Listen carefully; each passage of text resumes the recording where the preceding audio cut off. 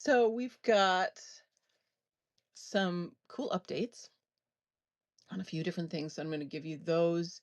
And then I'm going to read to you today from my incredible, beautiful friend Ginny. I swear I'm not gonna be able to get through her words without crying, but her vision of the free world. And we're gonna start with hers and start with some of the because she's such an amazing writer. She is a writer and is a poet and has been writing every day for years and years and years. So you'll see. She was a literature professor, Dr. Ginny. And so I'm going to read and just get us inside this gorgeous vision, because after that we'll start to vision together. And I feel like that's where we're at. We're putting this people's trust together. We had the people's verdict, which I'm going to read again because I shortened it. And we're doing a lot of let's see, one-on-one exposure therapy for these one percenters that I keep aiming at. So anyway, I'm going to give you some updates on all of that, and then we'll vision together, and um, maybe do it again tomorrow. We'll see. We'll see what the day brings. But I don't have anybody on the docket yet. Also, I'm going to be still taking Fridays off. It's just Monday through Thursday, the radio hour now. And this weekend, I'm going to also take Monday off since it's Memorial Day. So we'll have a 4-day break and probably come back with a lot of cool stuff. So let me give you the updates. Okay. Totally random. When I was out with my bag of rice, getting all these insights last night, climbing hills, having the best time, talking to myself, laughing. Um, it became very clear to me that I've never liked the phrase soulmate. I've never liked the phrase twin flame. None of it. Certainly, romance stories are just crazy town. Um, but the phrase soul match came to me, um, because soulmate sounds like something the men might say, that it's just about mating, and that's not the point. That's might happen, and for a soul match, great that you might procreate. But, sure, has nothing to do though necessarily with the soul match. So soul match is that the blueprint of your being. So going back to the kindreds, like two hobbits who really have the same heart's desire, the same soul, right? So if we were to just look inside someone's soul, it's like, oh, those souls are very similar. They are cut from the same cloth, and they're complementary.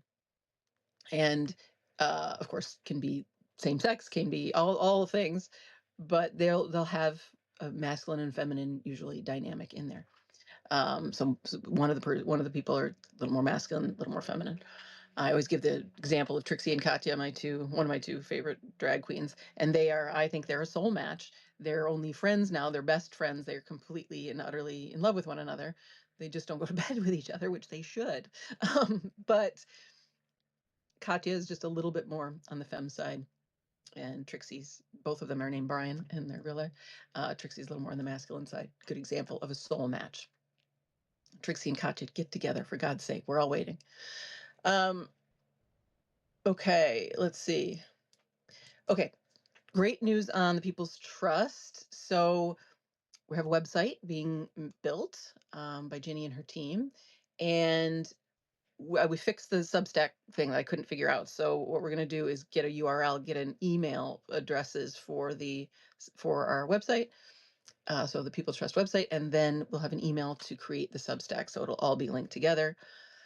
And the website will be really the main landing page. It's going to look somewhat like the General Strike website, which I want to encourage everybody to join the General Strike. If you don't know about the General Strike, generalstrikeus.com. Sign your strike card, and when we hit 11 million, we strike. The General Strike, I'm going to invite to be a group affiliate with the People's Trust. So the People's Trust website will be an entry gate, which will just say, you affirm the statements, matriarchy is natural law, fulfillment for all is natural law. If you affirm those statements, you get to come in. We have the description. We have probably some kind of like place to brainstorm together and to vision together. We have the group affiliates, so General Strike, rewilding groups, native gardening groups. I'm gonna turn my heater off. Things like that. Hold on. Please hold. Then we have what we're calling, I got a new phrase for it, an interactive cyclopedia, resource library, gift economy, or moneyless marketplace, which is the individual contributors. So our library. And I realized for the group affiliates, I'm going to recruit them, or just reach out to the folks and the person I know in the general strike. And do you want to partner with us? Be on our website, and then we'll have them. But for the library, for all the individual contributors, so it would be like the Natural Healing Radio Hour would be one of the contributors, and I would be one of the contributors. I don't think we need to ask for it to be mutual, because it's just a library. And it's all the folks. I was like, oh, it's all the folks I follow on TikTok and Substack, and all the folks who are here who you would vouch for, the people who are educators of natural law, right? People who are giving away their tools, and may have a website, may not. It doesn't actually matter. They would be listed under their category.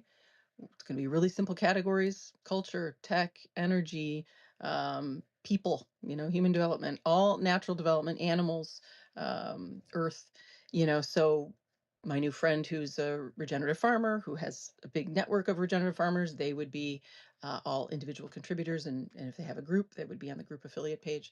So that'll all be on the website. And anybody who affirms, our main tenets can be a member, comes in, basically casts their vote in the same way that you sign your strike card on the general strike page. And now you're a member of the People's Trust and the collective of Nova Gaia. So that's that. Once we're up and running, I will, of course, let everybody know. The draft is still on my page, but we won't create the Substack page until we can link it to the website. So it's all really seamless. So that's the plan there. Really good news. The whole point, right, is to have all these resources and all these links to peer-to-peer mutual aid, right? And then the other marketplace of empire, where everything is extractive and overpriced, and it has price at all. This is moneyless. All of the things that is becomes moot. Who would want to? Who we would just divest ourselves. If I have all the health information I need, categorized and given to me in a gift economy, why am I going to my doctor anymore? Why am I keeping health care coverage? There's just would be no reason. So we're already really close, just in general, right? We have all this information, so we're just collecting it, and then we're declaring this is where we're gonna gather. So that's that. We're also gonna have merch. So I think I've mentioned this, but like hats and T-shirts and stickers and all that stuff, so that you can spread the word. And it's going to be super easy to just join the People's Trust, join the People's Trust, join the People's Trust. So and then we also have the People's Court. Was that yesterday already? Or no, yesterday was Doc Smith. Go check that out. And the day before, I was just on a roll, and issued all these what I realized were verdicts. And I simplified it. I simplified the verdicts, and feel like this is a good thing to spread around. So I posted it on my Substack, so you could repost it, restack it. But it whittles down to this: that we simply issue a verdict from the people to the desk of the People's Court. Due to violations of natural law, we the people decree the following: the termination of the institution of government, we don't need it. The termination of the institution of finance, money doesn't exist. The termination of the institution of religion, we are all God or goddess. The termination of the institution of marriage, we love who we love, we don't need it. The termination of the institution of education, we don't need it. We request that each institution disband peacefully. Case closed. So I think I'm going to post that on the People's Trust Substack for now, just as something you can forward and things. And I had the thought that we are the People's Court. Like, the court system, we know, doesn't work for the non 1%ers, right? It's an absolute nightmare. It's a hellscape. The prison system, the police system, the legal system is all skewed in the direction of those with money. It's very obvious. And the whole system, right? There's just no there's no benefit to any of these institutions or systems to us. And it struck me that we just take the gavel. We just take the gavel and we say what is. We say we're not doing this anymore. We say what natural law is, and we announce what we will no longer be tolerating. We say the verdict here is no, and we're going to be building over here from natural law. And it struck me that it's not unlike the letter on the church door from Martin Luther in 1517. Just pin it on there, and our pin is social media, right? We're pinning it to Substack, pinning it to Instagram, pinning it to TikTok, pinning these declarations of our own freedom. And that's it. We simply claim it. It's not something we have to request. It's not a debate. It's not a argument. It's not even a conversation. It's a declaration. Um, and a major upgrade from the Declaration of Independence, which was enslavement for everyone who was here. All governments built to enslave us. They've never been for the people. Um, and so we're taking that power back. The power is in our hands now.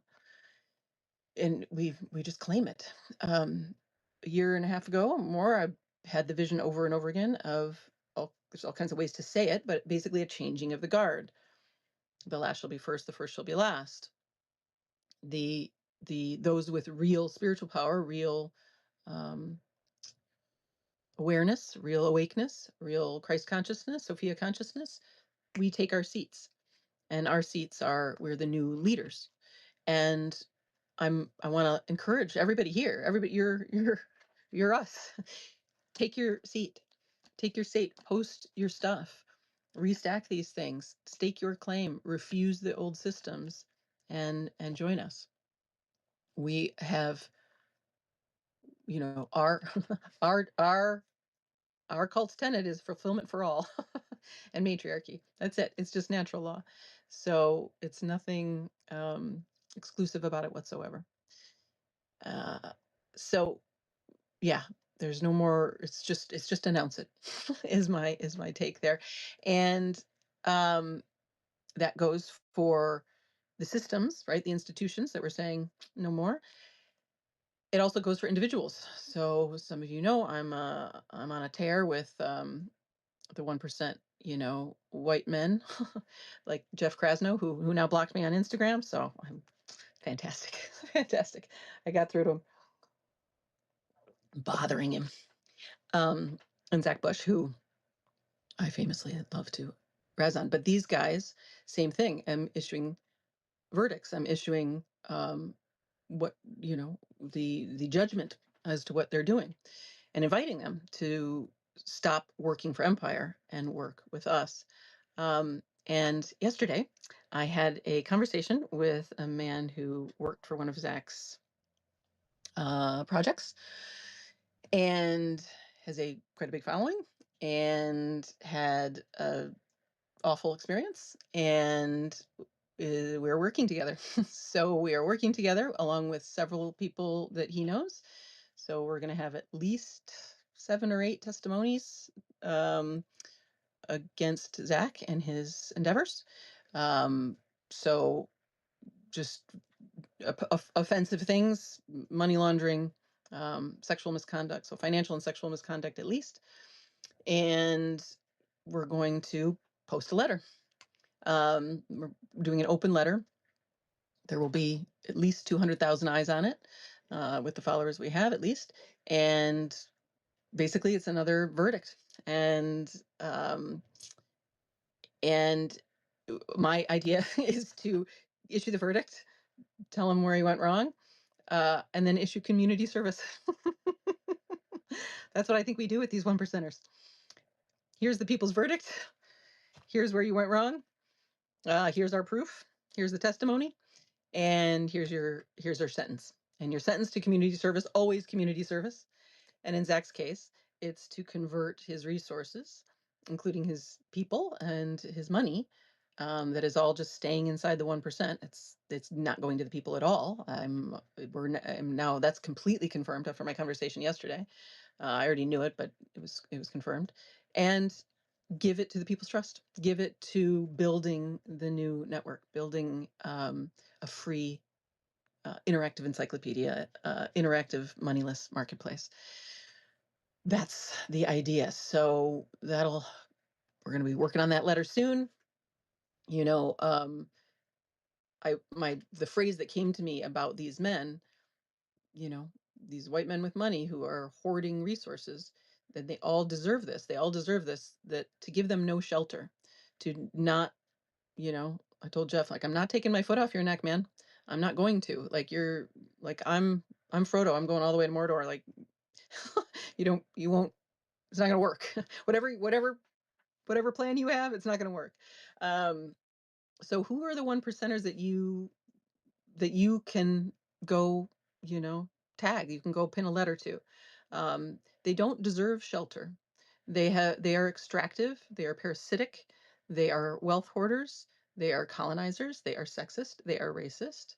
I saw that directly with Zach. He was the last one that I thought, oh, maybe there's a chance here. No, up close, he's as sexist and racist as any old colonizer line is. And I'm not, like, in a way, there, it's not about blame. Like I've said, it's about responsibility and versus blame. There but for the grace of God go I, were I born into the Bush family that only has this bubble of politics and complete blindness to most people. Yeah, sure. You know, by saying that I would be different was saying, like, I have a better soul. Nah, let's not do that. Let's say conditioning is everything, and all of us were born wanting to move toward fulfillment, wanting fulfillment for all, because that's what natural law is. And so it's not about whipping them, it's not about guillotines, it's about just keeping the foot on the gas and giving them no shelter. You know, it's like, we have 600,000 or more people who are homeless right now in the US. We have 170 million at the poverty line. We have, you know, we're paycheck to paycheck. Um, and we have to get these resources. Now, the idea is moneyless society. We could just go there today and be cool. But since they're all holding on so much, it's like, then I'd say it's one at a time. We're picking them off one at a time. And basically, to use Zach's language, composting, and it's almost like good conversion therapy, his resources to go to something that has real grassroots, right? We are a grassroots um, build here. This is not, you know, none of us are coming from the 1%. So, um, and we right now as people, we've never had this much access to the wealthy class, right? We like Jeff, I saw Jeff he's always on Instagram, right? Where he's sheltered behind his marketing team. He came over to Substack, doesn't have any followers, can't get any paid subscribers because he has nothing to say. It's all nepotism. The reason he got a book deal was because of nepotism, because of the 1%. So we have access. So it's like, go in, and I'm just encouraging everybody to do that. And Randolph and I have been going back and forth. Like, it's only when it's fun, only when it's if fun is a good word. It might be a little strong word and like rub somebody the wrong way. But I only go over and like and I'm saying serious things, but it's because it's actually from my passion. It's comes from my passion. I'm saying things from my heart, and I absolutely have envisioned many times that my mark is Zach and his people, because I can just see it. I can see that if one turns around, the floodwaters shift.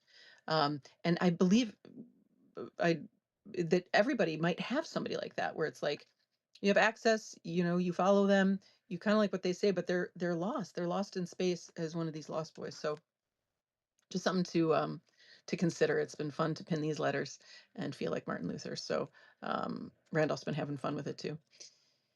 And you know, I'm I say that in part also because on Substack, at least, it can feel very despairing. You know, it's just all bad news, and it's like, well, what's the plan? Where are we going? Right, which is what the People's Trust is for.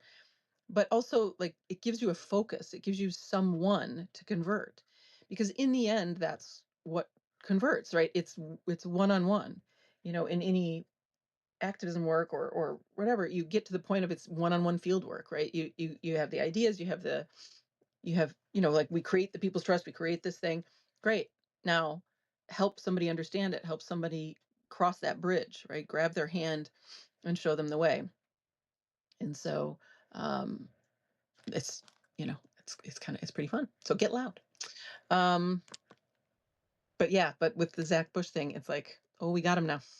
We actually got him. We got him. Oh, and so I wrote his friend who I have, Aubrey Yee. I'm just going to say her name. She doesn't deserve protection either. Aubrey is the friend I met at this party and have her phone number. And so I texted her to say, this is happening and we're going to post this letter. And I gave the name of the person and she knows his following. So, and I said, the better route would be for Zach to heal in public and not get shamed, or sorry, heal in private and not get shamed in public. And I'm encouraging you to talk to him and to talk to him actually as a team and insist on his integrity. Learned about more sexual misconduct and things like that. So I'm encouraging her. I'm giving him an out, and we've got all the healing tools. We've got light workers galore to help him out, to give him a soft landing instead of hitting hard rock. But as I've witnessed many times in 30 years, sometimes hard rock, that rock bottom, is what's needed. So we'll see. We'll see what he chooses. I encouraged her to choose wisely. Okay. Hi, Sharon. Hi, Lisa. Sincap. Hi, Hope. How are you all? Hi, Al. What's up, Ken? Howling Wolf. Nice name. Mark, what's happening? Tara. Abby, good to see you. Hi, Ken. Let's see what Randolph says. Our verdict is a new declaration of independence. Our vision is a declaration of interdependence. I love it. I tell you, Randolph has the best one-liners. Somebody quote him. I just haven't had time to just write everything Randolph says, everything all y'all say. I tell you, it's just gold coming out of y'all. I'm going to read you the other. I did write down what you said to me earlier, Randolph, but I love this Declaration of Interdependence. That's it. I'm writing it down. It's going on the public trash. We were talking about the Martin Luther pinning his letters on the church door. Randolph says, ever since Marty posted on, I just love it. Marty posted on his days TikTok, Catholics and Protestants have been fighting to sit at the head of the table. For Reformation 2.0, we're recycling the table into a dance floor. Yes. Poetry. Okay, let's see. Next thing is, so just to say, so sometimes Substack is a little despairing, and it's like, keep the vibration fun, passionate, interesting, your own personal passion, that person that you would want to convert, that you can see, because I'm aiming at Zach because I can actually see there's a chance. Like, he's not, like, his soul is lost and he's really in a hell. He's living in hell, but there is a light in there, and it's the light, it's like I'm wanting to pull him out. So I think of him as, I called him like the best of the worst, but I also think of him as almost like his hand is up from the pits of hell. Like, he's right there, and his friends like Aubrey and other people are right there. They could grab him, but they have a lot of internalized patriarchy, and so they're having a hard time standing up to him and not thinking of him as the lead. They don't know that they're the lead, that we're the lead, that they need to insist and stop coddling him. Chaos has this great way of saying, like, the main trouble with white people, and especially white men, is coddling. And we've had to coddle. White women have had to coddle in order to survive. But it's us white women, actually, who can stop it, can refuse to protect these men anymore, and demand respect, and demand that the resources come home. And so I'm encouraging these women. I said to Aubrey, I'm happy to coach you on this, and we can create an intervention, and I don't have to be involved, but it's just that y'all help him out, right? And not coddle him, not keep perpetuating, right? Because ultimately, if all of his women quit because he has a harem, it's all women. Um, and he denigrated this man, who was his reason he quit. So and he's doing that, of course, so that he can say, like, I like women. It's like, yeah, you exploit women. Um, but if the women around him just banded together, it's like, we don't think to like band together and like, we have the power. It could be over today. They could just insist that he stop, insist he heal, insist he works with a grassroots thing. So we'll see what happens.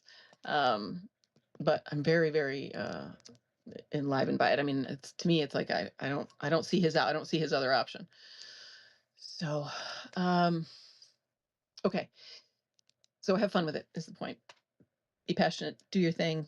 Enjoy. Keep. I mean, there's the death of the empire, and everybody's sort of focused on the death.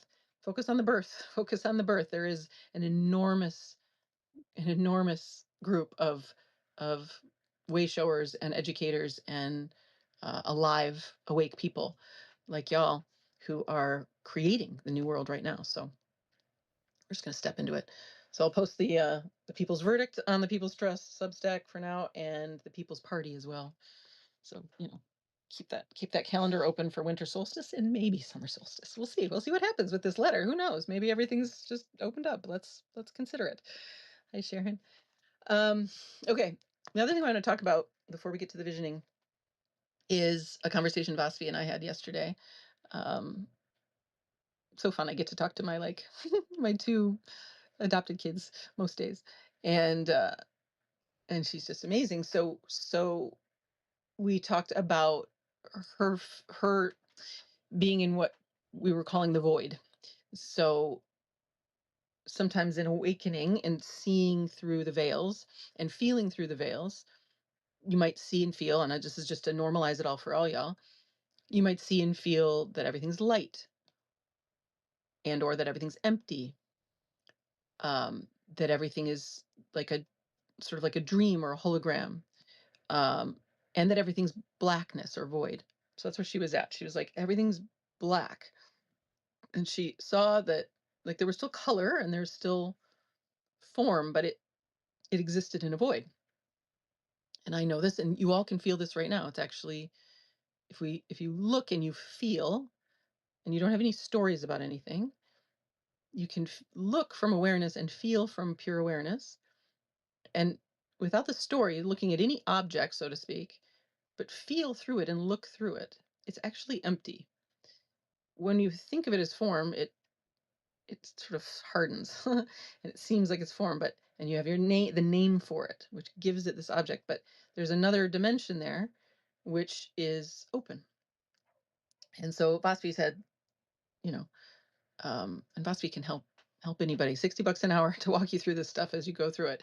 It's a really good deal. So be sure to call on her. She's ready. But so she was experiencing this void, this blackness, and it was a little, I mean, she knows now that there's all these sort of spiritual awakenings, whatever you want to call them, openings. Let's just call them openings. So they're not fancy, not special. And so she knows not to be afraid, really. But it was a little, she wanted to just confirm, like, talk to me about it. And so we're going back and forth with the words because I can go with her, right? And I'm in the same, I'm experiencing the same thing. So it was like blackness, and then it was like a little like, oh God, is everything like there's nothing, there's no form, and nothing is solid, But I said, and we've said on here before too, there is a solidness to the emptiness. There is a reliability to the silence. There's a reliability to this vast openness. It's actually completely solid, meaning not solid like object, but solid and reliable. It's right there. And so as form and color was sort of dissolving into blackness, dissolving into this void, she could see it's safe, it's fine, it's not a problem. But the mind would go, this is a like where can I stand? What am I? And it's like, you don't need to stand anywhere. You are that which it's dissolving into. You are the void itself. And then we started laughing that she said, I've been avoiding this my whole life. And I said, yes, avoid. Anti-void. I want to avoid the void. And ultimately, right, we've talked about other fears. We've talked about fear of death. We've talked about fear of abandonment. We've talked about fear of failure. We've talked about all these other fears, right? In the end, it's basically avoidance of the void, of nothingness. You know, The Never Ending Story was a favorite uh, movie when I was a kid. I rewatched it this past year, and it was still cool. But I got beef with every every movie. I tell you, I can't watch anything. But beef is maybe the wrong word. But anyway, the big scary thing is the nothing, and and and then Bastian needs to I forget exactly. He's gotta like rewrite the story or whatever it is, and meet the princess and all that. But it's not scary at all. It's actually the beginning. It's the beginning of something new.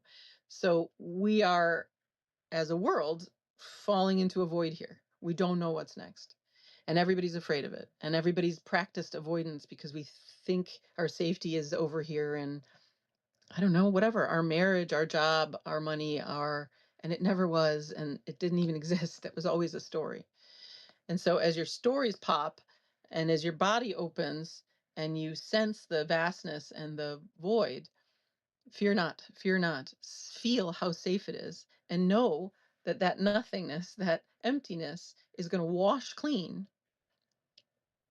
all the old shit. It's all old. It was a game. It was a zero-sum game. It was, it was just a delusion, a dream, a spell. And waking up from that spell and dropping into the void, we have endless amount of birth. It's just birth, birth, birth, birth, birth. So, so I wanted to kind of invite us into the void to just do a little exploration here / meditation, where and hear from any of you who are afraid of this void, and maybe have had some glimpses where it's like, of you could say it's the not knowing, it's a void, it's blackness, it's silence, it's nothingness, it's emptiness. These are the words to describe the actually very, very sweet nothing that makes everything up, right? This, and Dasvi was like, everything's made of nothing. I was like, yes, this is empty. Everything's empty. It's it still has weight, and you can still play with it. And here's the 3D, but you have access to the ultimate dimension, zero dimension, whatever you want to call it, that sees and feels through all of it. And we avoid that because we lose our story, we lose our ego, we lose our idea of ourself. And that thing is what it thinks has been keeping the body safe. And it hasn't been ever keeping your body safe.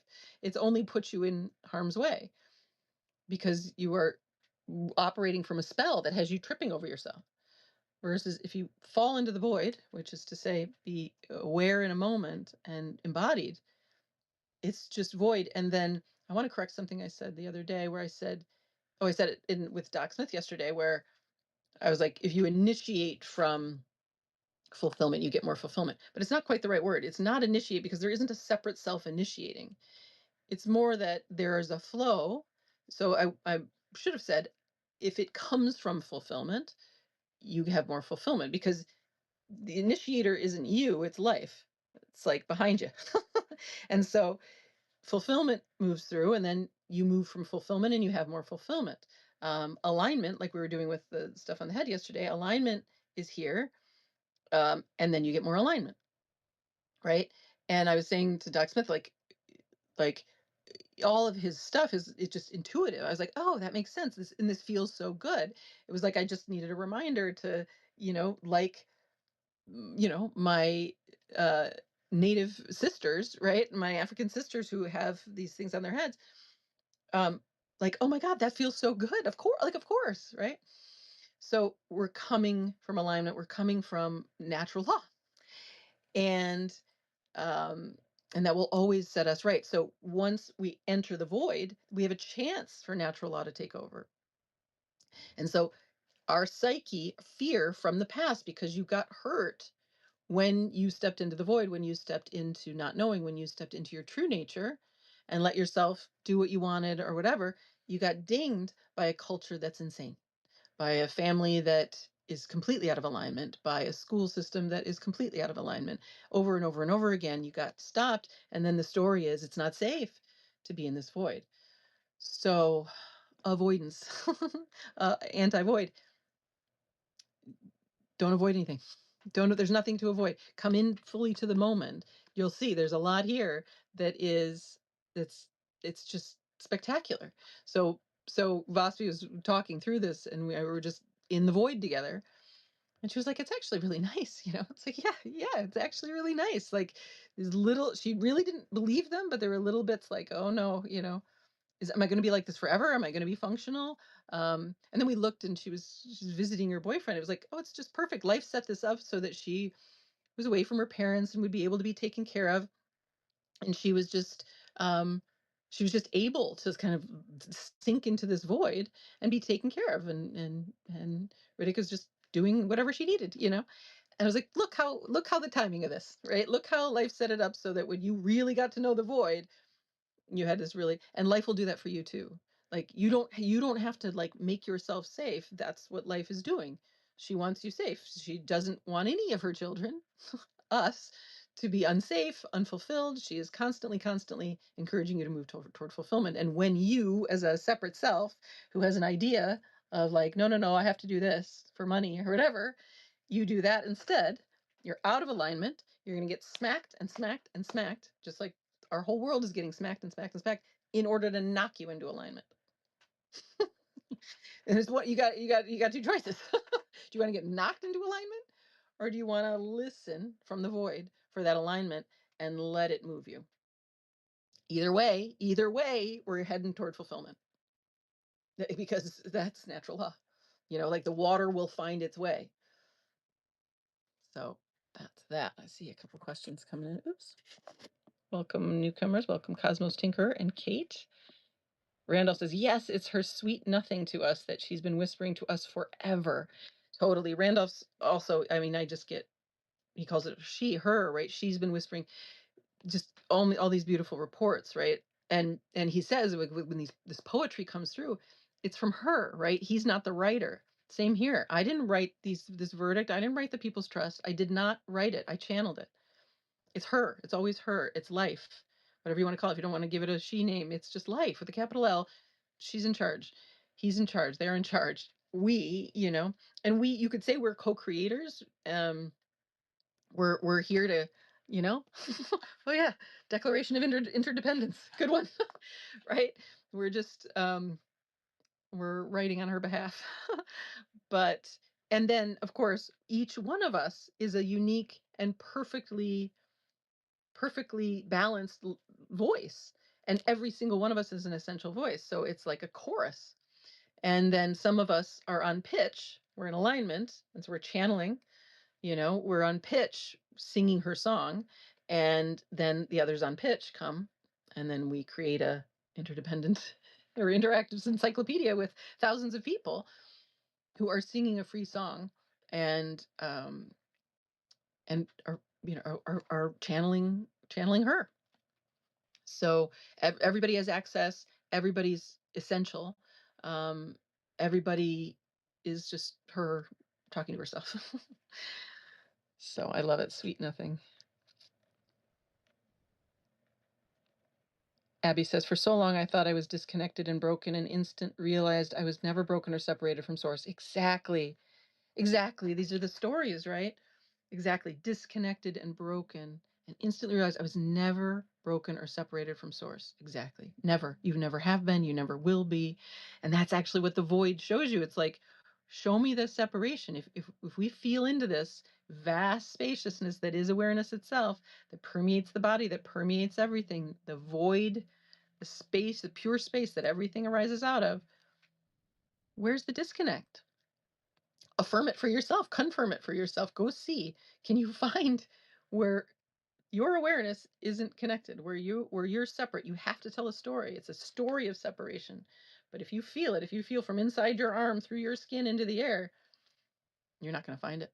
You're not going to find it in reality. That's reality.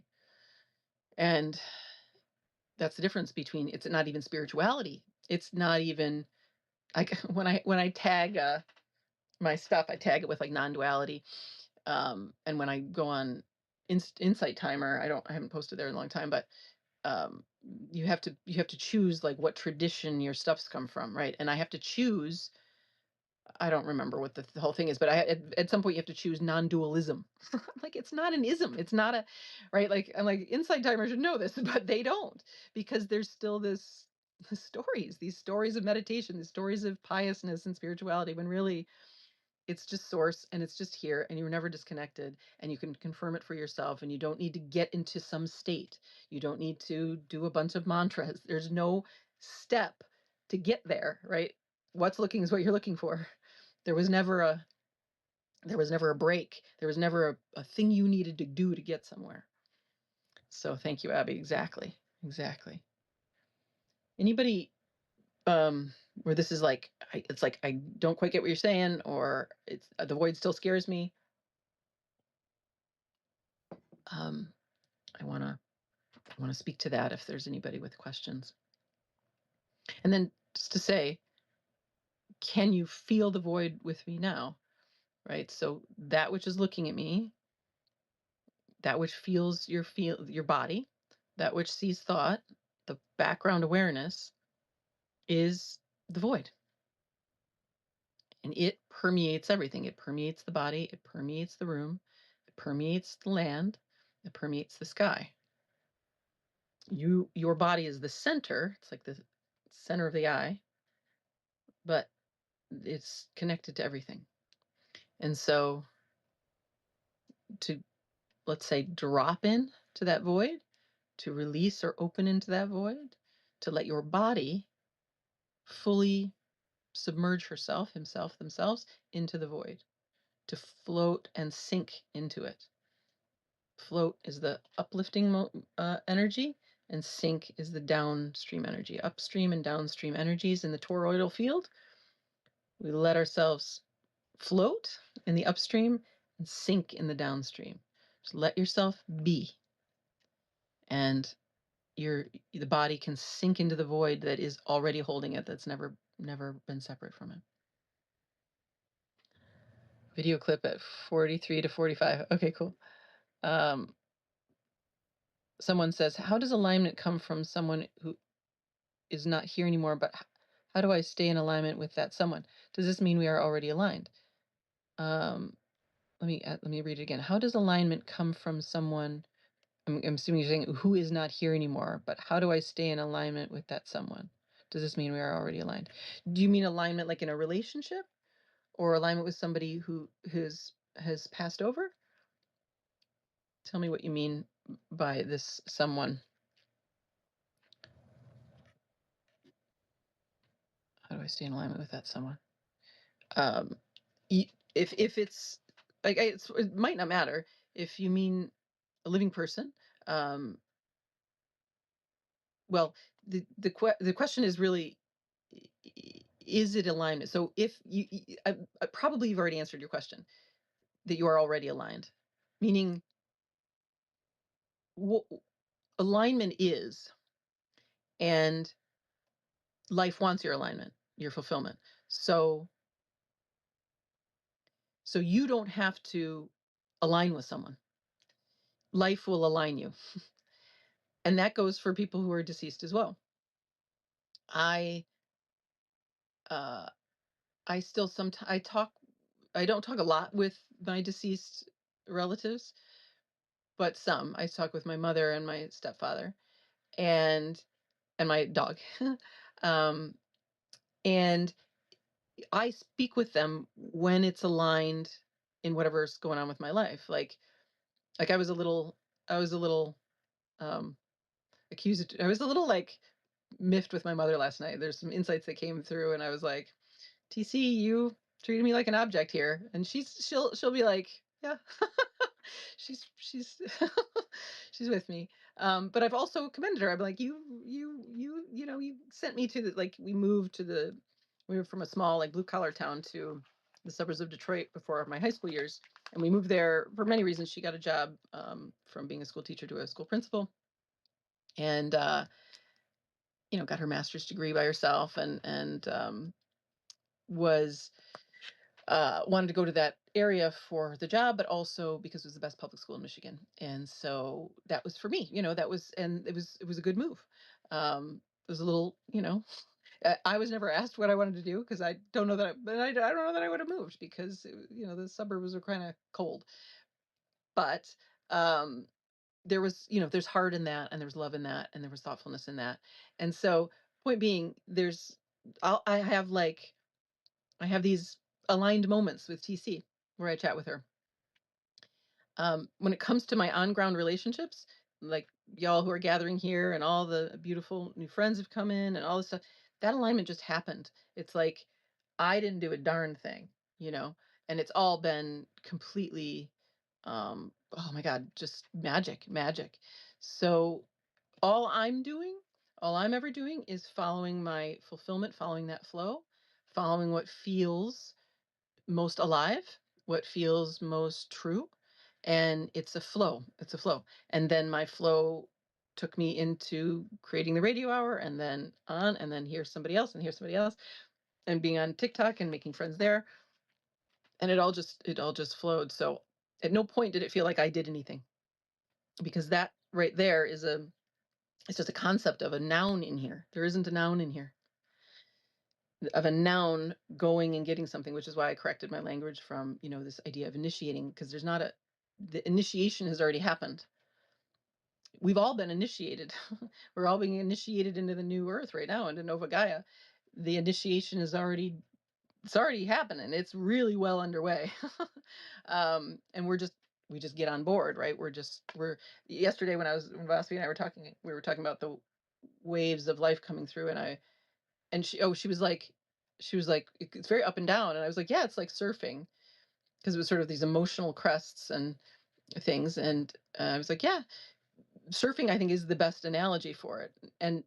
But not, don't worry about crashing. It's really just, letting the waves come. And there's no point at which you're not surfing, and you are both of the wave and the surfer. Right? But your body, your being as alignment, you're listening for where that wave is. You're listening for the momentum. You're listening for the crest, and you're following that flow, right? And you fall, and it's fine. But like last night when I I didn't know that I was going to go for 2 hours with this bag of rice on my head, but that was what was going on. That was just like, I'm surfing and I'm out there just laughing, and I was like, this feels so good. I just love this. Laughing, had a ball, met some people on the beach. It was great. So let me know if that answered your question, someone. Yes, passed over was in a relationship. Randolph says, that's so good. There's no noun in here. Yeah, no noun. No noun. Our language implies a noun. It's just verbing. Or you could say it's one noun. It's one noun, or one verb, or verbing. I like verbing. So it's one noun verbing. So they passed over his relationship. Okay, so then let me know if me sharing about my mother helped, because it's the alignment's there.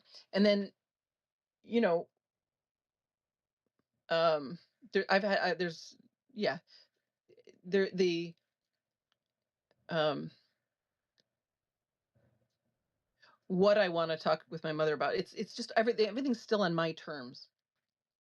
Even though she's dead, it's like, before she died, I put the relationship on my terms, and that's what made it aligned, because I didn't sacrifice myself for a story anymore. I just talked to TC when I felt like talking to TC, and that was it.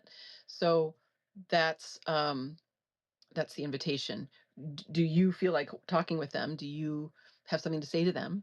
Do you want to channel them? Do you want to hear what they have to say about whatever?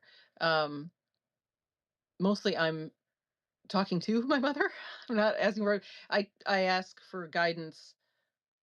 I mean, mostly it's just from source, which is just me. It's all one, but there are different qualities. And I would say sometimes I ask for, like, is it even really an ask? It's just sort of like I open. It's like it's like what would Kali say, or what does Kali say, or Mary, Mother Mary, or Hecate. These sort of energies. Um, I had a very distinctive feeling one of these days where like it was like they're all here. Everybody, what is that song? I'm every woman. It's all in me. And everybody is, right? That we are. I mean, it's one. And so, but in the same way that hobbits are more aligned with other hobbits, just naturally, same with beings in other realms, that there's ones that are a little more aligned and that I would channel a little bit more, let's say, or let's just say connect with, right? It's not even channel, it's like, what are they, it's just I got them on the line. Right, and we're like, yeah, that's good. And last night I was sort of laughing. I was just like, y'all got me on quite an adventure. um for those who don't know, my great great great great great great great grandfather was William Tecumseh Sherman, the man who burned the South, General Sherman. And he had his march to the sea. Last night I'm on this long thing, and I went down to the beach and took my bag of rice off right before that, but people did see me. Um, and I was like, "This is like Sherman's March to the Sea." I was just laughing. I was just like laughing, but it was like I was joking with, in a sense, my spirit team. And I never feel alone because we're all here. It's one mind, one body. We're all connected, and soon enough, it'll just be all telepathic. Which many of you, I'm sure, already have tons of experiences like that, where you literally pick up the phone and they're like, I was just thinking about you. And then the only difference in the next phase will be you won't have to pick up the phone. It'll just be like calling in the ether. And the more you get used to the void, the more those channels come through.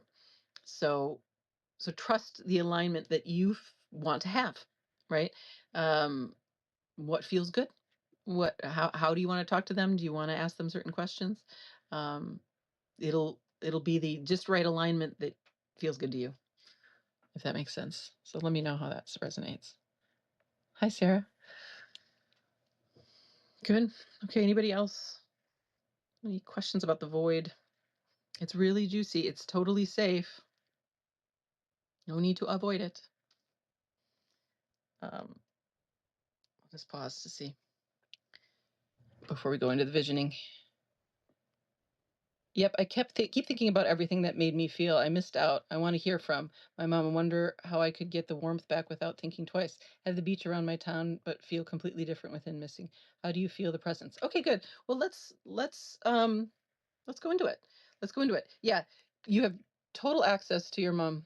Um, get the warmth back without thinking twice. Okay, great. Let's feel the warmth of your mom. Let's go into this spaciousness, the openness, the void, where everything's accessible, and you can call her. You can go into it, and you can invite. Like you want to feel the warmth, and you'll feel it. Your mother's right here. The energy of your mother's right here. Um, let's try this before we do it. Just just imagine she's in the other room. Right? That's basically where she is. She's just right there. And if you knew she was in the other room, how do you feel? Probably already warmer, a little cozier, a little safer, right?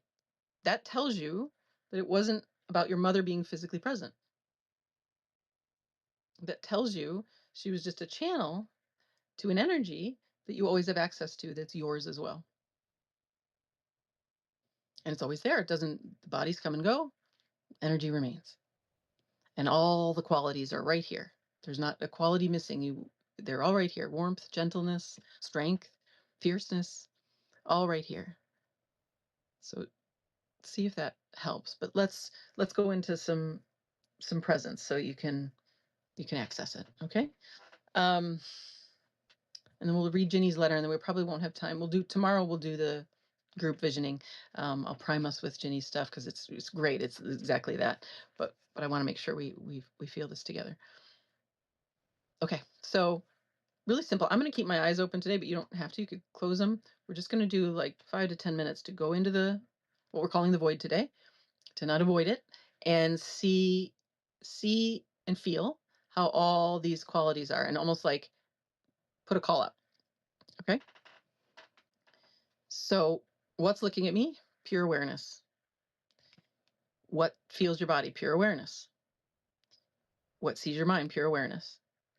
It's this background consciousness that everybody has. It's the same looking out of my eyes is the same looking out of your eyes. That awareness, just be aware of it. Be aware of awareness and feel it. Feel how it doesn't have solid form. That awareness itself is formless. What's looking is formless. Just notice that. Be aware that, like, look around as awareness inside yourself. Is there an edge? Is there anywhere it isn't? And it's almost like looking back. And that vast, like endlessly vast awareness is experiencing everything. It's feeling everything as well. So your body is the center point for you. So just feel into your body. Feel your heart. Feel your heartbeat. Feel your chest. Feel your lungs. Feel your ribs. Feel your skin.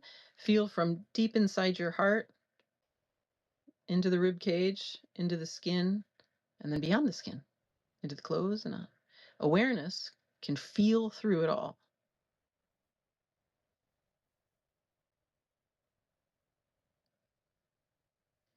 Feel your belly.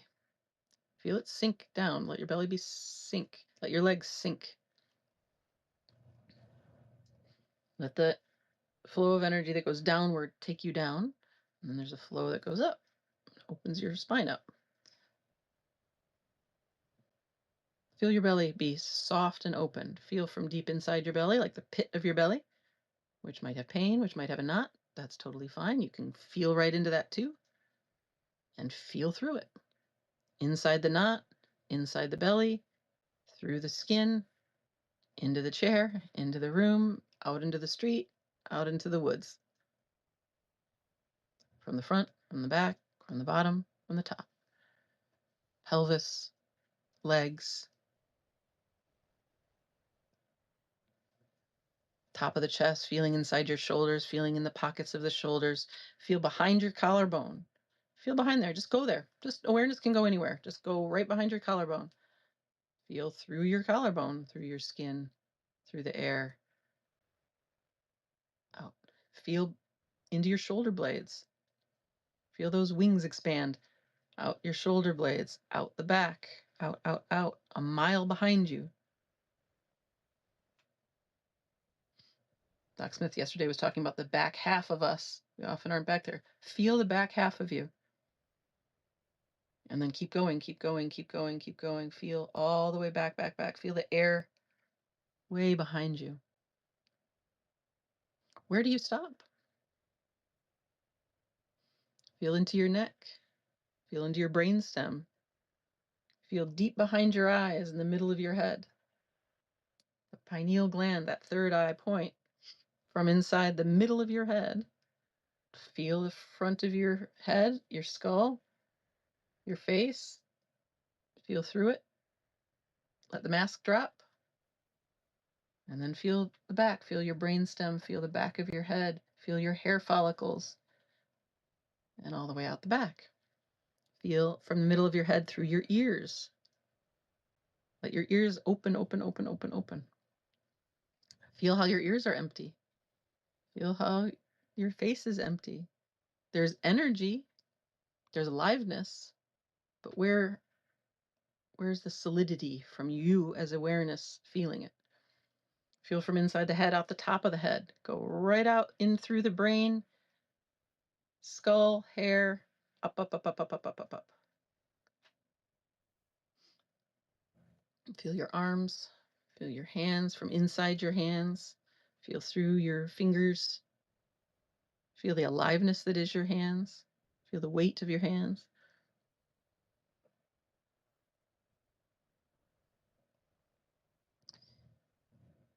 And notice it's all empty. It's empty and full. It's alive, it's full. But there's an emptiness at the base. There's a void, there's a spaciousness, there's a silence that is what awareness is, that permeates everything. It's just empty, but it's not a problem. It's like everything just drops through the floor. And here's this next moment, next moment, next moment. And it's just writing on water. We're writing on water. We don't know what's next. Nothing. So now we're opened. We're aware of the void. We're aware of the spaciousness. Thought can come and go. Thought is coming and going inside the spaciousness. It's no problem. It's clouds. Not worth paying attention to. Just keep feeling and opening. And then this awareness is the witnessing of itself as everything. And everything is everything. It's the 3D, but it's also all the other dimensions that non-form beings are in. And you don't have to visualize it, and you don't have to know anything about it. You can just know that the channels are there. The energetic lines and channels are everywhere. It's just fields within fields within fields and with fields and fields, and we can just pick up the call. So see if, as pure awareness, feeling this openness, this vastness, see if you can taste and feel the warmth of your mother. Just call on her and see, or just feel her in the other room. And if you have a question for her, ask it. Ask it you can ask it out loud, or you can just ask it in your heart. And then let the answer come. She is just another aspect of you. She's not gone. She's just another aspect of you. She's a reflection of you. And you're just like sending out a signal to yourself, and it's going to come back in her way of saying it, which is what we were saying earlier, right? We each have this perfectly unique voice that balances this incredible symphony. So it's not to say your mother's voice isn't like, go get it, go invite it. But because you are oneness, you don't ever get cut off from her. So you can just open that line. Open that line.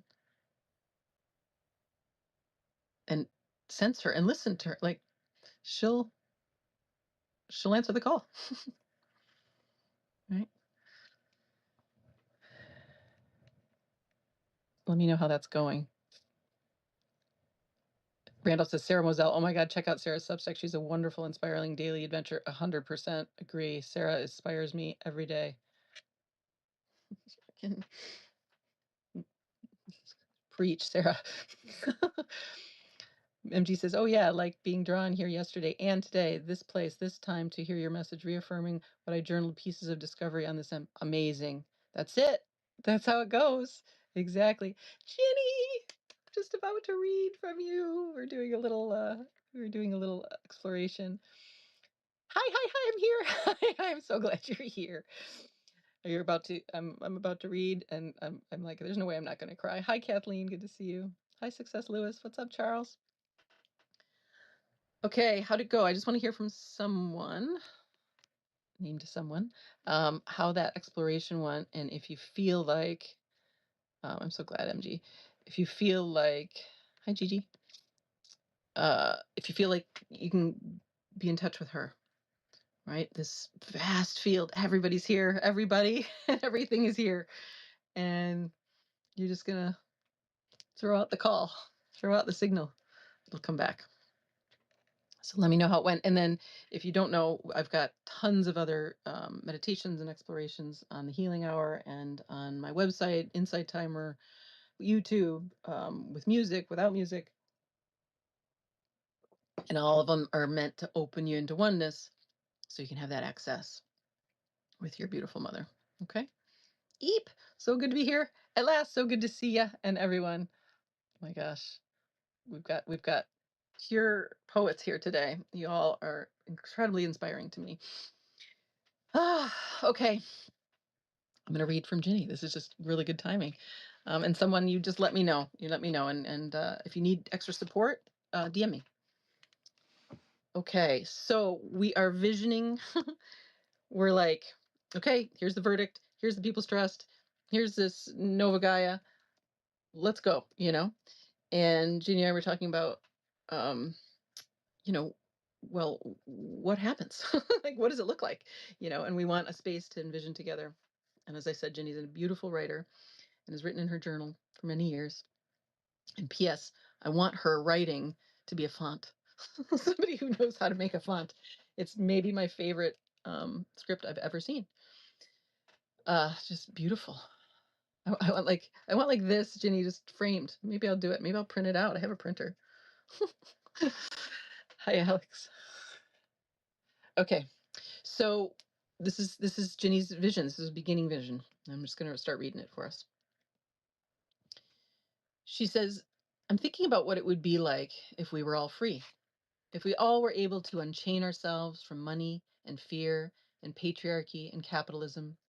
If we all just stopped believing about the world we've held so tightly all this time, that there's scarcity and we must work all day just to be fed and housed. Everyone would just have one small job that they love to do. Some people would plant things and watch them grow. Others would gather things for medicine and make potions. Other people would cook alongside others who would chop and prep, and others would wash everything, their hands meditative in warm, soapy water. Others would play with children in the ways children wanted to play. There would be no schools, just people asking questions of others as they go and sitting down in conversation together and talking together, learning from each other. People could work and play and rest with their own cycles of energy as it comes to them naturally. People could go out on adventures as they liked to go, go wherever they liked, and as far, and come back or not with their stories. People would tinker with tools and materials to build and invent new things that people needed. People would write and read to others what they've written. People would work with animals, just be with animals that would be free to come or go like Angel is, her duck. I see Chaos playing with dogs and training them to be in service as they long so much to be through evolution. I see puppies all over her, licking her face as she rolls around with them in the grass, like one of them. I see men standing like bull elephants, protecting all of this with great love for all of us and being greeted and welcomed at the end of their day with armfuls of vegetables and sweets and bread and water and warmth and Thanksgiving and a warm, soft bed and a roaring fire. And people would love whoever they loved and partner up with their person to keep them warm and loved at night and work with them in their days or not. People would have children if they liked, and everyone would work together to raise them up and guide them together and to protect them all and love them all together. Old people would hold the babies in their naps, in their naps, and sing old songs to them and rock them and kiss their little heads. And people would heal each other in their spirits and in their broken bones or bodies. As gravity in the planet breaks us down as we grow old, so as to use our bodies to continue to build itself. We would all fall into our place of our ease, into what we love to do most. There would be no time, but in the waves of the sun and moon, I'm not so sure about that moon, and weather, and we would fall into the arms of it in our natural individual ways. When we're sleepy, we sleep. When we're full of energy, we do what we love to do. And no matter what it is that people love to do, it serves others, and everyone has an important seat at the table. All are considered valuable and imperative to the whole. Even my mother would be valued, even though she sleeps all the time and just wants to wear her robe and slippers, her robe of regret, Ben calls it. But she's never dressed when an opportunity to go somewhere presents itself to her. Even if she kept this way of being, she would be loved for her smile and her laughter and her listening ear when she's awake at her coffee.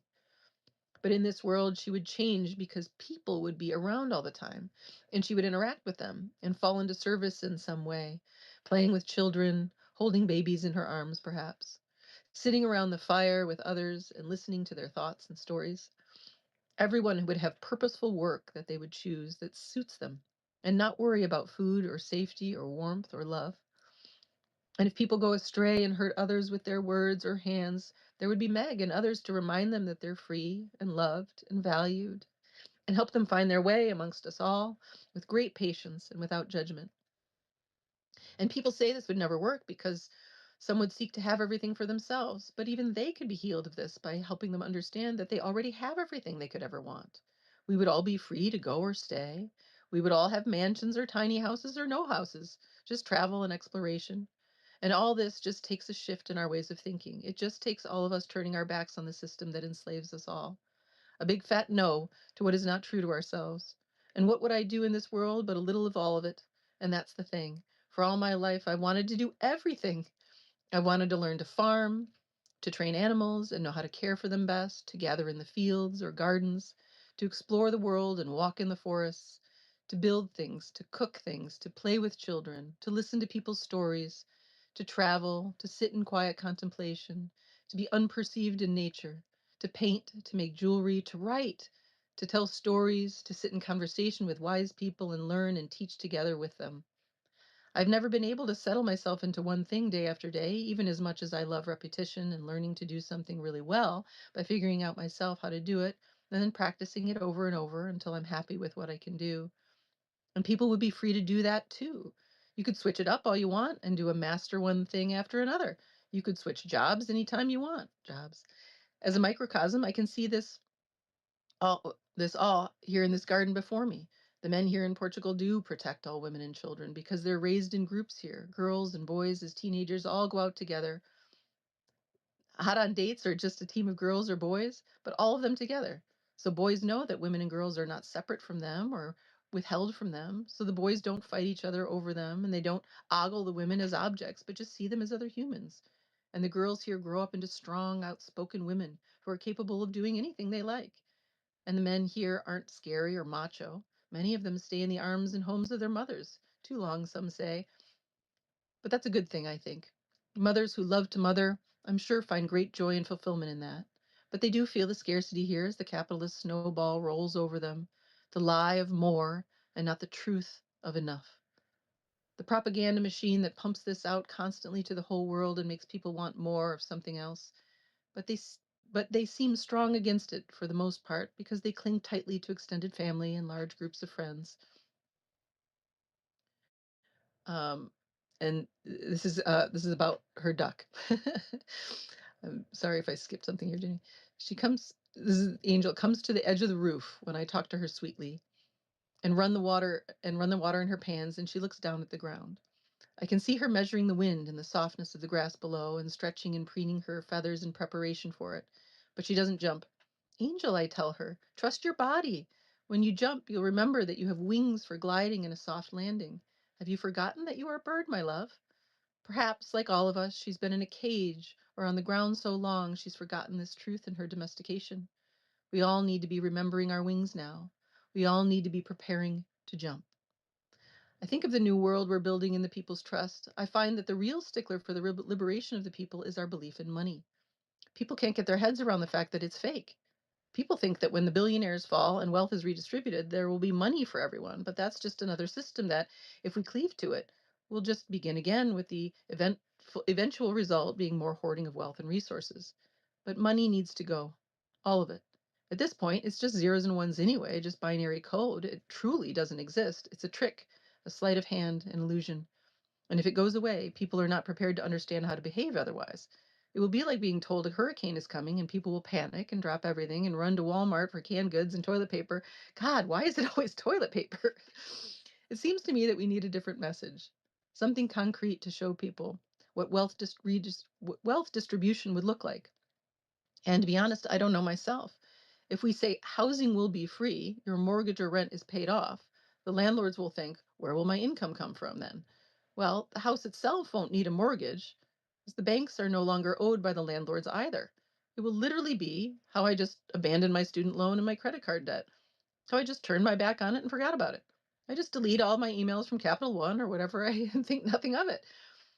Think what would happen if we all did this. What if we just all ignored our credit scores and just squatted in our homes and didn't pay the banks? They would all just collapse and be dissolved, and we would just keep our house. And all the houses held under the hands of the banks that are just sitting empty would be filled, given to the homeless. And same for cars and big appliances that people have bought on credit or with loans. No more payments. Everything we currently have on loan will be ours to keep. It would feel like I feel now. My rent, water, electricity, internet is all paid for. If I pay Philip, all that is covered, and I feel so much freer knowing I can manage this easily. All I need to pay for is food and medicine and Ubers to get those things if they're not found in where I can walk. But the question is, who will keep the electricity and water and internet flowing to the houses? Who will do that work? Are there people who would want to continue in these jobs? Who will want to keep dealing with garbage pickup and cleaning things? Who will long to do these things we'll need? Well, people who are no longer under the dark pressure of housing themselves and their children. Hell, I'd be happy to clean up after others if I felt it was just service to others and all my needs for staying housed was already met. So perhaps it begins there. If you knew your house, your car, your appliances were free, and you had your basic need for housing covered, what would you do? The release of your biggest payment per month is released, and you don't have to worry about that anymore at all. You no longer owe banks anything. Everything is paid off in full. With that level of release, people would be free to do what they want, and most would do that. Most would remain in their jobs, or others would fill those open positions just to feel the act of good work done every day. So what we do is convince the people to turn their backs on their debt to banks. Just stop paying them. They can't evict all of us after all, because the people who'd show up normally to evict you would have free houses and cars too. So they would no longer serve in those disgusting jobs. People would find work that serves others, not hurt others. It's our natural way of being. Jobs like that oppress others would just fall away. People like Derek and Rita Singh, who work in banks, would just go home to their free houses and figure out what they truly wanted to do with their time and energy. Once houses are free, people are free. So the biggest step is to first squat where you are and stop paying your rent and your mortgage and your car payments and credit cards. Just turn our backs on the banks and teach people how to just grow food where they are. Teach them how to tear up their lawns and grow food, because the next basic need is food. Teach people how to gather and store water. Teach people how to share, how to eat and cook nutritious food, because people really have no idea what nutritious food really is. It's just lentils and chickpeas and vegetables in a pot with clean water. That's it. It's not complicated. We must teach these skills first so that people have food that they can get themselves wherever they are, and water and medicine. But then turn our backs on the banks and just squat wherever we are. And God, people are so obsessed with toilet paper. People need to be taught to use cloth and wash it like we used to with cloth diapers. We just wash them out, hang them on a line, and reuse them. It's not complicated. But we've been taught that our bodies are gross and we must flush our waste away from us and no one can see our mess. But all of it should go to the earth as it was meant to be. It can all be composted and used to grow plants exactly where we are. This all has to be relearned and reprogrammed. Our poop is just our bodies doing their good work to keep us healthy and moving and living well. I'm sure there are smart people who could innovate ways to make this not an unpleasant experience. If our houses and land was free, we would have the energy and brain power to find a way and teach others the way too. And all of these teachings and resources for learning how and why is free on the People's Trust website. It's free now. We just have to build it and make it so. I'm down. My brain and all I know is free, uh, because my friend has given it to me. My house to do it in. Uh, I'm looking and seeing if I missed it. Anything? Nope, I got it all. Okay. Sorry for the abrupt ending. Isn't that divine? Isn't that it? Doesn't Jenny just say it all? Isn't she the best writer ever? I just get her beautiful writings read to me. Yeep, so good to be here. Um, Someone says, could you please suggest some essential oils to get breathing again? Yes, eucalyptus. Eucalyptus. That's my favorite. Put it in a cloth napkin and breathe it in. That's good stuff. Hi, Paul. To live without any messaging of scarcity. Exactly. That's true. Thank you so much, Jenny, from an aspiring bull elephant. I'm rather partial to romaine lettuce and avocados and salsa at feeding time. Keeping it the way it should be. Village concept. Yep, exactly. Exactly. And then this beautiful, like, first step, right, of squatting. Just calling it squatting. Squat where we are. You know, COVID taught us how to do this. Just be in place, squat in place. But this time, not from fear, from liberation, from taking a stand, standing in place, and just refusing to play the game. And she's exactly right. If we all do it, it's over. And since money is debt, it's just the debt. It's like, don't pay any debt. Debt is the lie. Money is the lie. And if we don't do that, right, we just stop. We just stop giving our money to the banks and anything tied to the banks. So all big corporations, your home, all of it. And she's actually right. The home goes first. Big payments, student loans, credit card, done. What's left? Mutual aid. You're just going to walk outside and meet your neighbors and start to trade and learn. And then if we have the internet, we have all the information you could possibly need given to us for free in our moneyless marketplace, right? Our resource library where and I want to do talking with Andrew, his name's Andrew yesterday, who is a farmer, is this big network. It's like we were like, oh, you do it by region, here's the seed catalog for that area. Here's what native people ate in that area, right? And then we have indigenous elders showing us the herbal medicine, and everything's categorized into regions all over the world. And we have more resources and more people teaching um, agriculture and rewilding and herbal medicine from every single area on the earth, all in one place, and all of it for free. How would anything in healthcare survive that? How would anything in there's no system that would survive that, and we can just do it. And now's the time. Now's the time. I've said on here before, I don't pay taxes.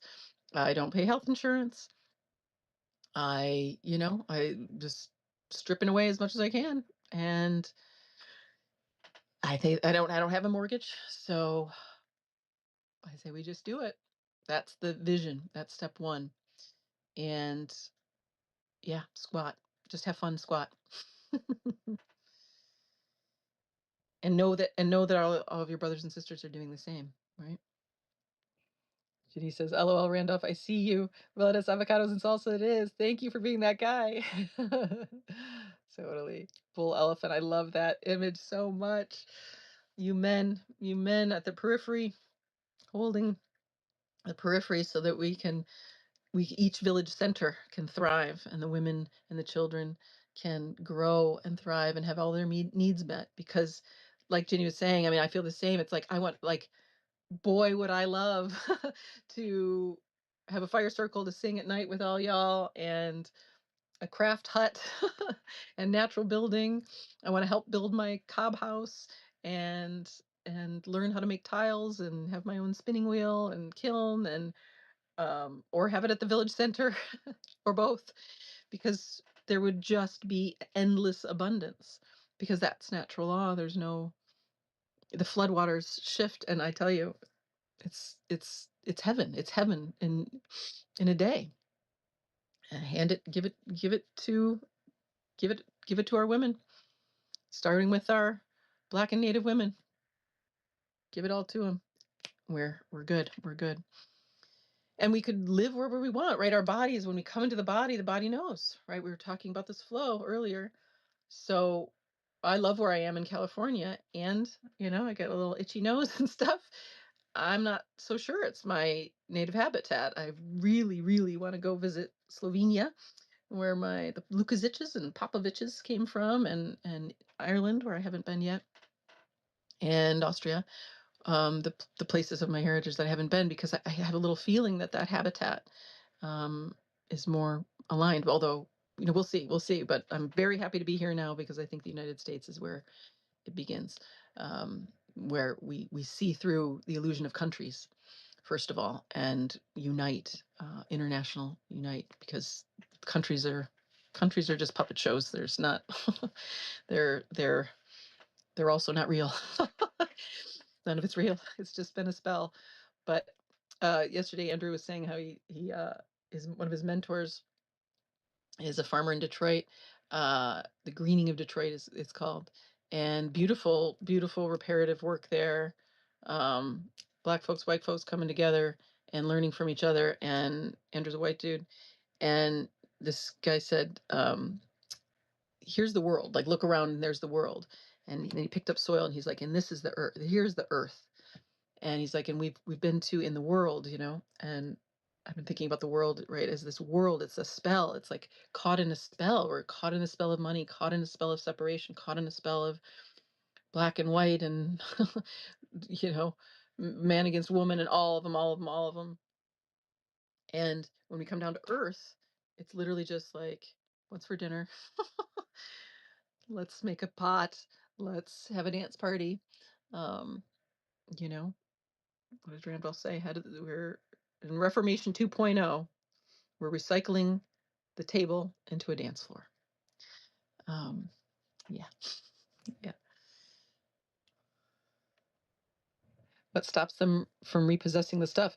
It's the numbers, right? First of all, they're already desperate. Like they're like, do you know that it's like I talked with Aubrey E, who's of the very wealthy class, and she knows the numbers of like it's like 45% of people at her class don't pay taxes at all.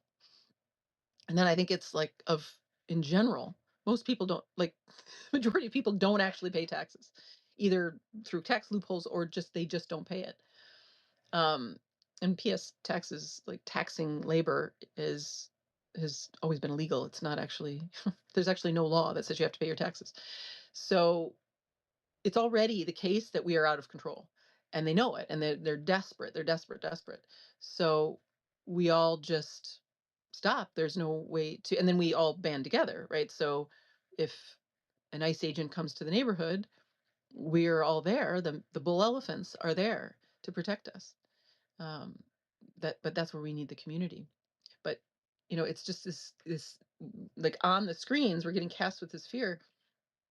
But the United States United States alone, not to mention the world, but the United States alone is a, a big place, and and they don't have coherent control here at all.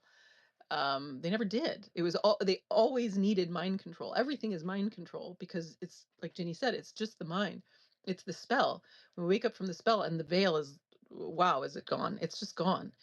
People are waking up like this. So that's over, and now we're just with Earth. We're not in this story of the world. And the cops, the military, they're miserable too. They're only a cop or in military because they make money, right? And the whole legal system, law and order, is to protect the wealthy class, period. So when we as the people who are the 99+% say we're not doing it anymore, they have no control. And the police force sees that they're outnumbered. And with habeas corpus on the line, the police have no incentive to do their job anymore because the person being kidnapped or whatever has no incentive not to shoot to kill, not to stand their ground, because there's no reason to go through the legal system. So we're at this, like, the whole thing's falling apart. None of the center can't hold.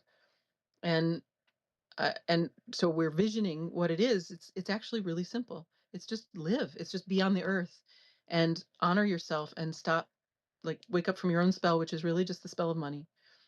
And we simply divest. We say no.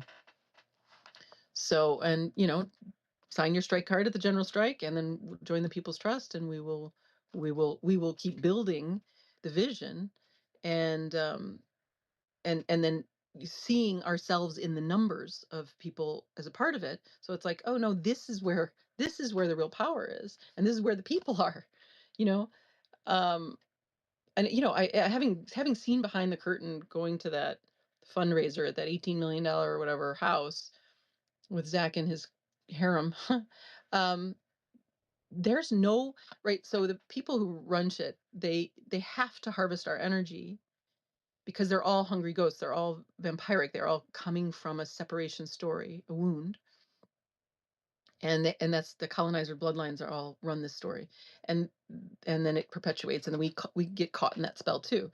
So we all have part of it in us. It's not like they're not our people, but they're really lost. But um, in the spiritual language, they call it like you can call it like destiny swapping, where they're like like you could say like Zach Bush has tried to swap destinies with me, right? Where he's playing a healer on TV.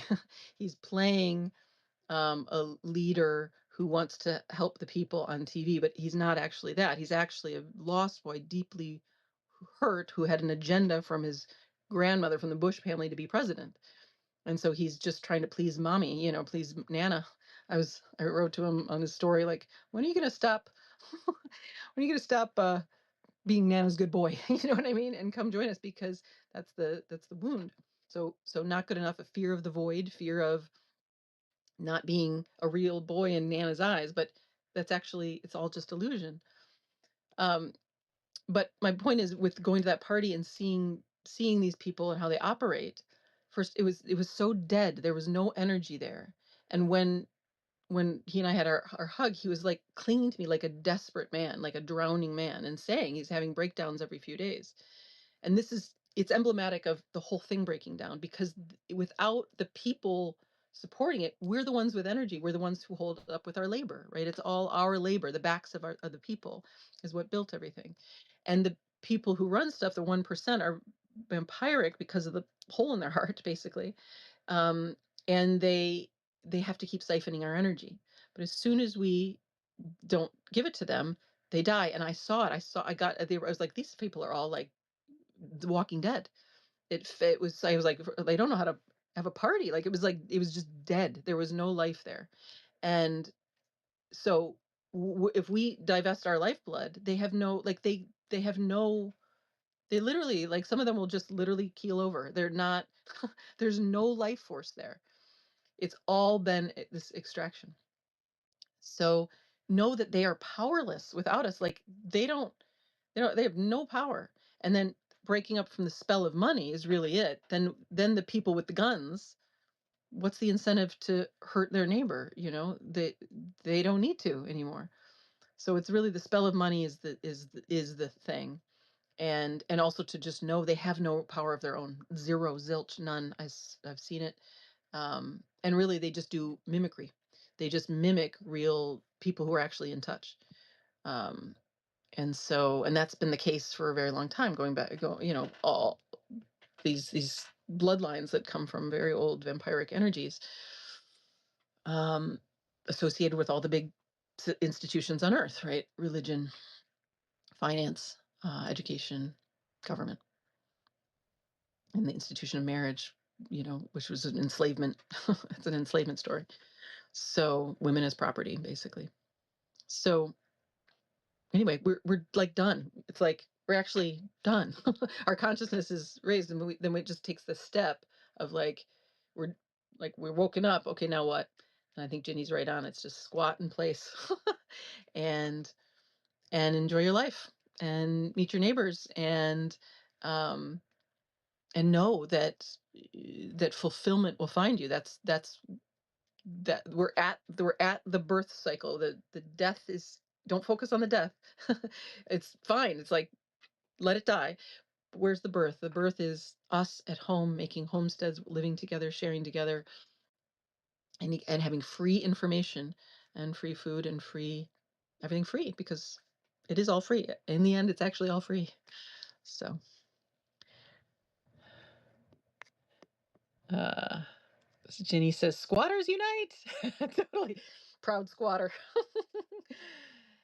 Abby, the process for eviction and foreclosure is way longer and complicated on their end than most people realize. It takes months, and there are squatter laws too. If you're squatting, they can barely get people out by law. Most people don't know about this. Thank you, Ginny. Yeah, super amazing researching elf here. LOL. Remember, lawyers would have free houses too. LOL. Exactly, exactly. That it's like we have to see everyone would lose their incentive to have a job. What's the job? Everybody's free. Everybody's free. Okay, well, if everybody's free, what am I doing? I'm just we're just celebrating and we're just sharing, you know. Now the issue is safety. Um, meaning like that there's no, the women have never been protected much at all by the legal system, but we need the bull elephants to assure that the women and children would not be harmed by those who would do worse with their freedom. But I am I know people, and I know that it's desperation in men that grabs at women. It's all kinds of things that come from the conditioning that don't come from nature.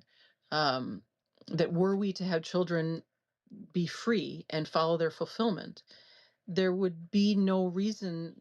Like there's a match for everybody. There's no reason to take and grab. Um, but in this zero sum setup, women get the brunt, and women of color the most to grab from, because everybody's pitted against one another.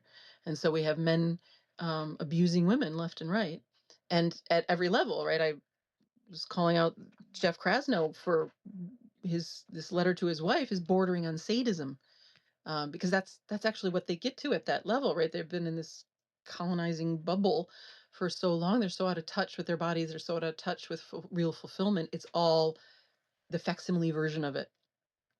Right. And this is why I'm aiming at these men who are the best of the worst, because they're right on that precipice of like switching the consciousness. Like if they wake up, they've got, like Zach's got, I don't know, close to 700,000 followers or whatever. That's 700,000 people who are like, wake up from the spell of money, like that. So that's the game plan. But it's such a good point, Jenny. Thank you. LOL. Abby says, hi, Paul. Hi, Carol. Hi, Rogue Sport. Path to Purpose. Jenny says, crime and violence comes from scarcity. Exactly. When there's enough, people don't create violence or fight for resources. Exactly. Exactly. It all comes from scarcity. It all comes from the story of money, of the story of scarcity coming from the story of separation. It's all an illusion. And we all just need to look outside. There's only abundance, right? Fences, private property, ownership, scarcity. This is all made up. This is all made up. And in case anybody hasn't heard this yet, I always talk about this because the overpopulation thing and the climate change. I mean, the whole thing, just a lot of scammy stuff, all scammy, all of it. But overpopulation is not a thing. All 8+ billion of us could fit in the state of Texas alone, each one of us with a 1,200 square foot apartment or home or whatever. Every single one of us, just in the state of Texas. I did the math. So this has no reality. And then just imagine, like, everything is regreened, everything is rewilded, food forests everywhere, gardens everywhere, village centers with everything you could possibly need and more. And everybody loves to, and you can build what you want to build, right? And we build from the materials at home. Al had, when he was on the radio hour, was as a builder, where he's talking about just heartbreaking how building materials, because the incentive is always to get cheaper because of the capitalist maw.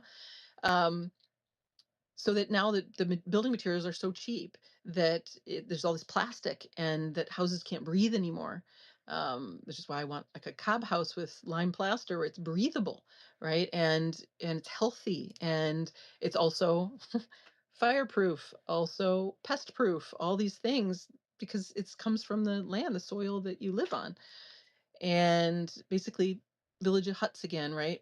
And I saw a woman from Ethiopia on TikTok yesterday, and she was talking about it's the only country never colonized, and this is a very happy woman in a beautiful hut and beautiful village. Like, we have it so completely backward.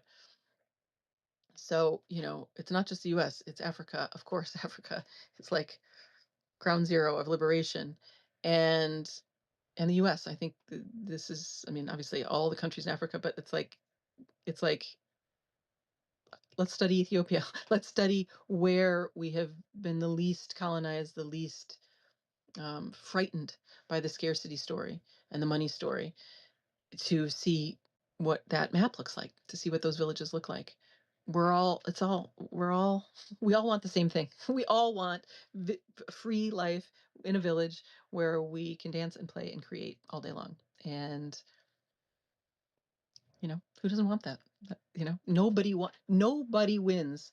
And I tell you, these zombie one percenters, most miserable people I've ever met in my life. I worked in Chicago. I worked with the quite wealthy in the upper, northern suburbs in a group practice.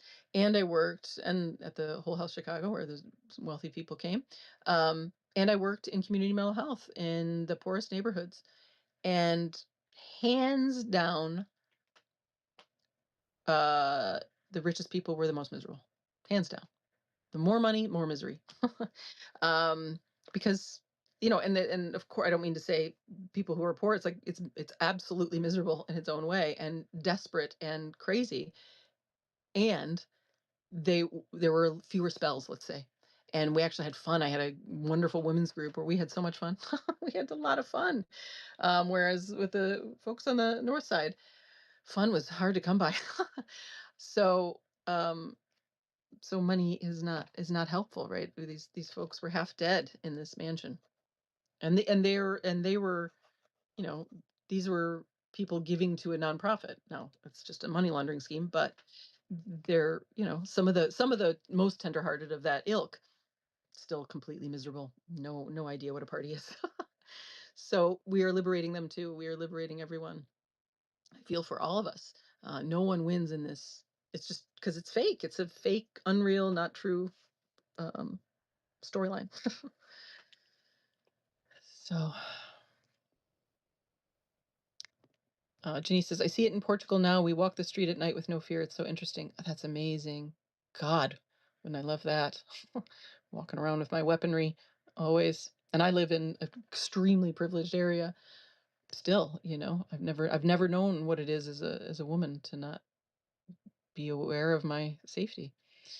Someone says, do we get together a healing system from people who need to get people with energy, that there are green zones in face citizenship for only those who believe in green citizenship, something like a Green Citizenship Act? Well, that's what the People's Trust is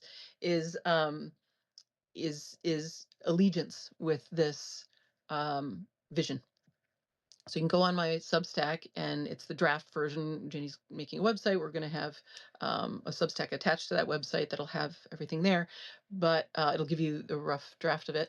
And it's basically that. It's like we're claiming ourselves citizens of the free world, and a collective under Nova Gaia. And if you affirm that matriarchy is natural law and fulfillment for all is natural law, you're in.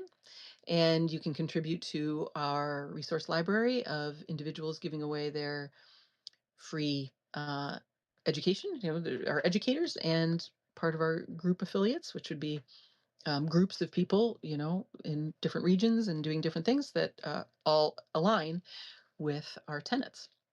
So there's more than those first two, but those are like the entry tenets. That if you can affirm those, then you're at the consciousness level to join basically a green citizenship, the progressive folks, and I can't, I mean, I've been phrasing it as like an offer nobody can refuse, because it's like, you mean fulfillment for all, and we're all free, and we just do what we want, we live where we want, and it's all natural, and all the information is free, and there's no private property or money. Yeah, yes.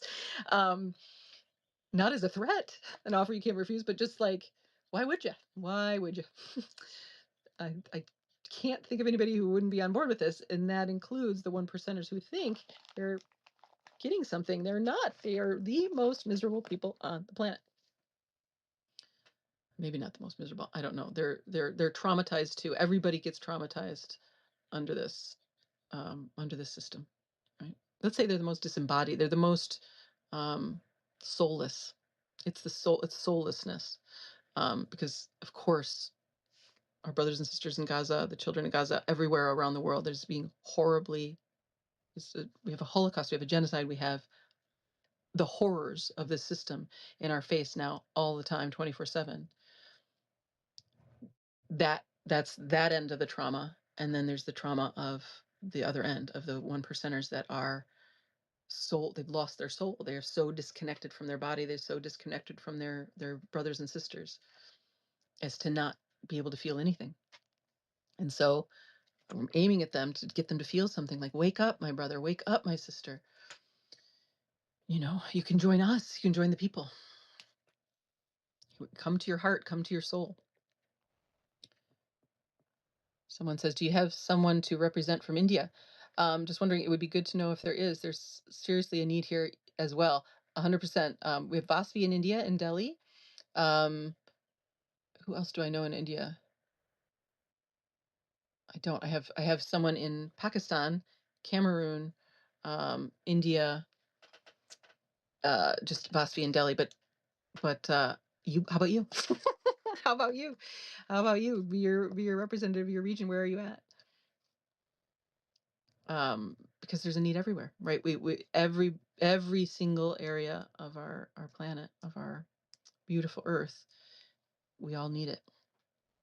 So yeah, I think that's what we've got in the resource library, right? What do we call it? I guess we can just keep calling it different things, but let's say resource library for now. We've got topics, so it's I have it as energy, tech, transportation, culture, people, animals, Earth. So which do you work with? And then and then they would be broken up by region.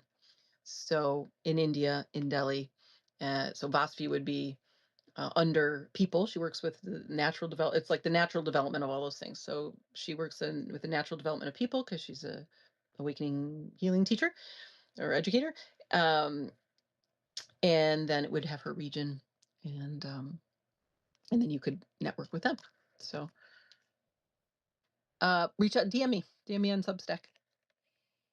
Cool. Great. You're in India. So we'll put you as an individual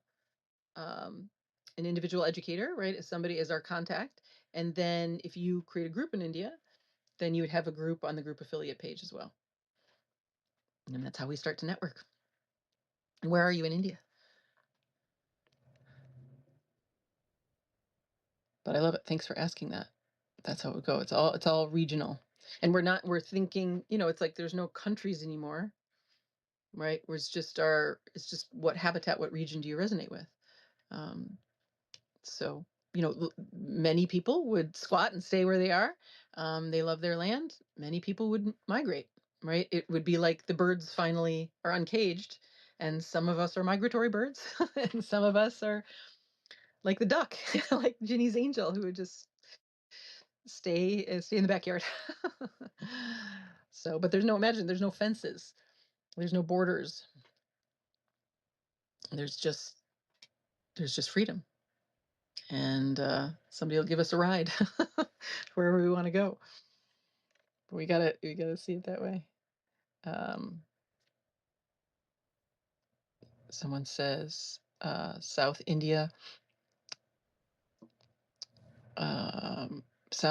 Mangalore. Okay, great. Karnataka state. Great, Mangalore. Okay, I'll look it up. Awesome. Good. I'll look for your DM. Okay, folks, that's good for today. You can go in the People's Trust chat and start visioning there if you want, if that starts to come up, but let's do this tomorrow. Let's keep going with this. And just send us off into the longer weekend where I'll be off Friday and off on Monday with, envisioning it together and getting this ball rolling, because we're the ones creating it. We're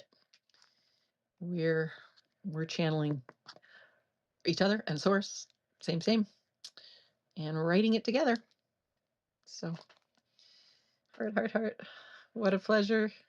Many thanks. Many thanks to you. Thank you, Ginny, for your beautiful words. They're so inspiring. Got us going.